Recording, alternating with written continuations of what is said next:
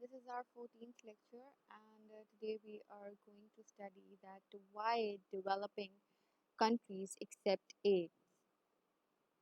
The reason why developing nations, least until recently, have been urged to accept aid, even its most stringent and restrictive form, have been given much less attention than the reason why donors provide aid.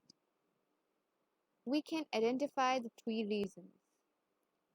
Economic reason. The first reason is economic reason. The major reason is clearly economic. Developing countries have often tended to accept uncritically the proportion that aid is critical and essential ingredient in the development process. It supplements scarce domestic sources, helps reform the economic structurally, and contribute to achievement of LCD task of in self-sustaining economic growth. Thus, the economic rationale for aid in LDCs, based largely on their acceptance of donors' reception of what the poor countries requires to promote their economic development. Conflict, therefore, generally rise not out of any disagreement about the role of aid, but over its amount of condition.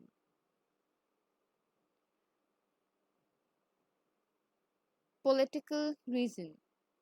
In some countries, aid is conceived by both donor and recipient as providing greater political leverage to the existing leadership to suppress op- opposition and maintain itself in power.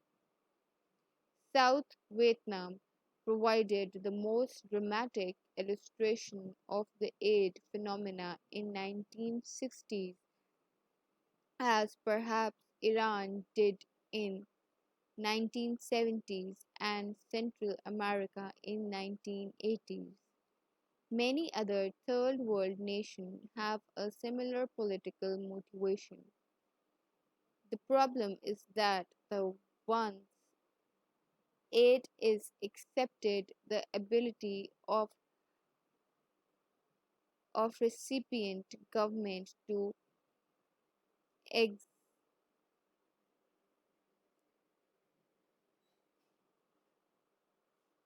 the recipient government to execrate themselves to form implement implied political or economic obligations to donor and prevent donor government from interfering in internal affairs can be greatly diminished.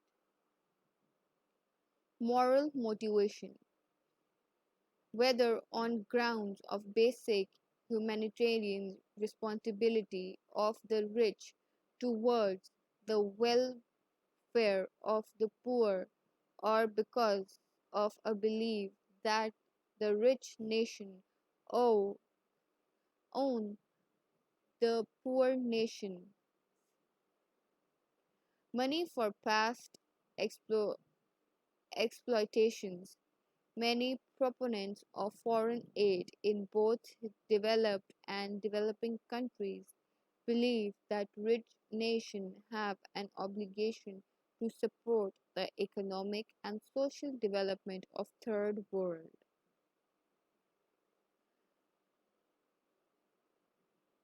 They then go on to link this moral obligation with the need for greater LDC autonomy with respect to allocation and use of aid funds.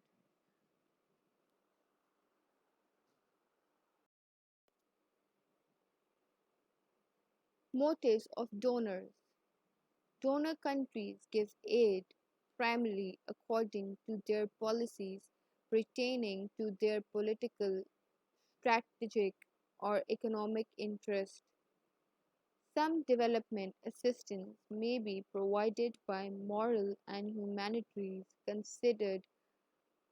consideration of a less fortunate country hit by famine,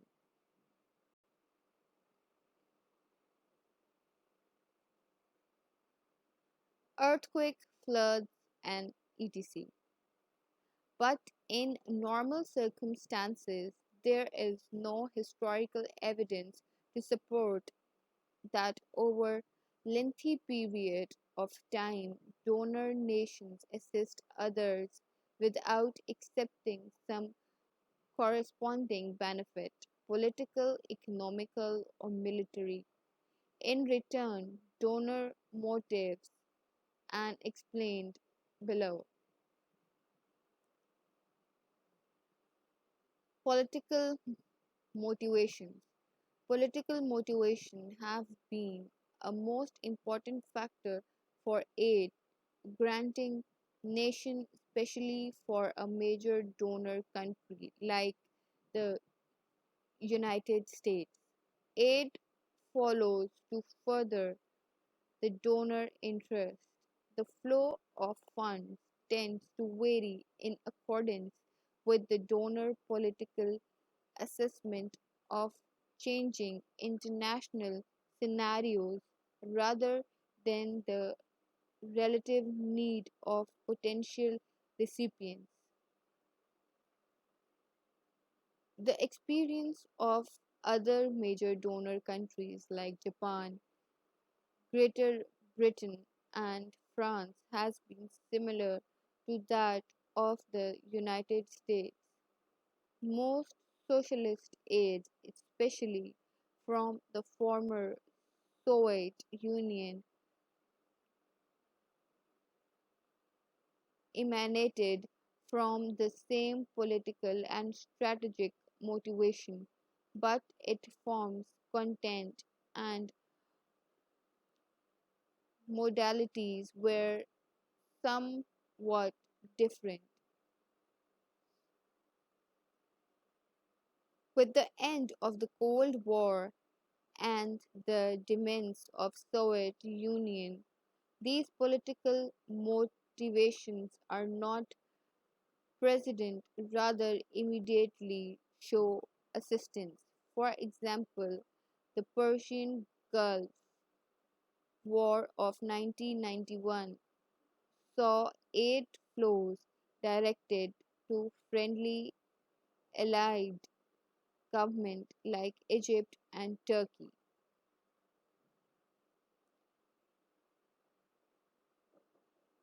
Economic motivation. In a broader political and strategic perspective, foreign aid programs of the developed nation have a strong economic national. For instance, Japan intended its aid to neighboring Asian countries to promote substantial private investments and trade expansion. Economic motivation and self interest. The increasing tendency for loans instead of outright grants. Loans now constitute over 80% of all aid, compared to less than 40% in earlier periods, and towards trying aids to export of donor countries which had saddled many LDCs with substantial debt repayment burden. It has also increased their import cost by as much as 40%. These extra import costs rise because aid ties to donor countries' export limit the receiving nations freedom to shop around for low cost and suitable capital and intermediate goods. The tide aid in this sense is clearly a second best option to United Aid and perhaps also to freer trade, though a reduction of developed countries import the barriers. The role of foreign aid. The issue of the economic effect of foreign aid, like effect of private foreign investment, is fraught with disagreement. On one side are the foreign aid assistance extensions, who argued that aid has indeed helped to promote growth and structural transformation in LDCs. On the other hand, on the other side are the non-extensionists who argue that aid does not promote faster growth but may in fact reta- retards it by substancing for rather the supplementing domestic saving and investments, also by exacerbating LDC's balance of payment deficits as the result of rising debt repayment obligation and the linking of the aid to donor country export. These arguments are linking to linking of the aid donor exports.